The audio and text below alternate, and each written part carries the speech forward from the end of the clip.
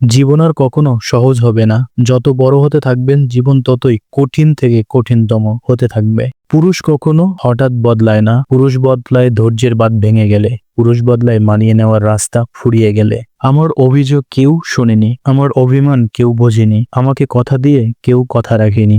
ছোট্ট একটা জীবন, তাও কত না পাওয়া আক্ষেপ। মাঝে মাঝে মনে হয় জীবন বড়ই সুন্দর, আবার মাঝে মাঝে মনে হয় এমন জীবন কেন দিল সৃষ্টিকর্তা। তারপরেও মানুষ আশায় বাঁচে, আমিও মানুষ। জীবন বড়ই অদ্ভুত সুন্দর। নিজেকে পরিবর্তন করা কঠিন, তবে অসম্ভব কিছুই নয়।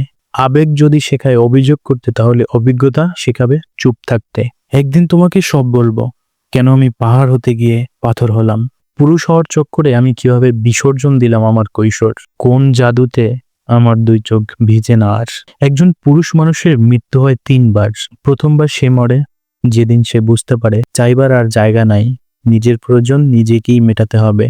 দ্বিতীয় মৃত্যু হয় যখন সে টের পায় মন কিংবা শরীর খারাপ হলে কাউকে সেটা জানাতে ইচ্ছা করে না।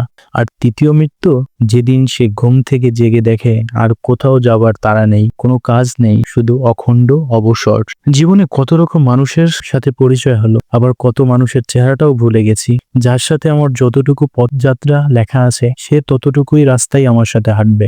মাঝপথে আলাদা রাস্তায় ঢুকে পড়লে আমি আর আশ্চর্য হই না, কারণ চিরবাস্তব হলো মানুষ তার পছন্দের জায়গাটাই ছুটে যাবে। কে চলে গেল, কেন চলে গেল, এইসব কারণ আর খোঁজা হয় না। আমার সাথে তার এইটুকুই পথ চলা ছিল, আমি এটা বিশ্বাস করি এবং মেনে নেই। সবাই তার গন্তব্য খুঁজে পায়, আমি কারো শেষ গন্তব্য হব এটা জরুরি না। হঠাৎ যদি কোনো কারণ ছাড়াই আপনার চোখে পানি চলে আসে, তাহলে বুঝে নিবেন আপনি আপনার আত্মাকে অনেক বড় দুঃখ দিয়ে ফেলেছেন। নারী থাকতে চাইলে সরিয়ে দেওয়ার ক্ষমতা কারো নেই, আর নারী চলে যেতে চাইলে আটকে রাখার সাধ্য কারণেই। মানুষ আমি একটাই, তবে ব্যক্তিগতভাবে আমার চরিত্রগুলো আলাদা আলাদা। কারো কাছে আমি এক গম্ভীর মানুষ, কারো কাছে বদমেজাজি, আবার কারো কাছে খুব মজার। অনেকের কাছে খুব ভদ্র এবং ভালো মানুষ, আবার কারো কাছে পৃথিবীর সবথেকে খারাপ মানুষটাই আমি।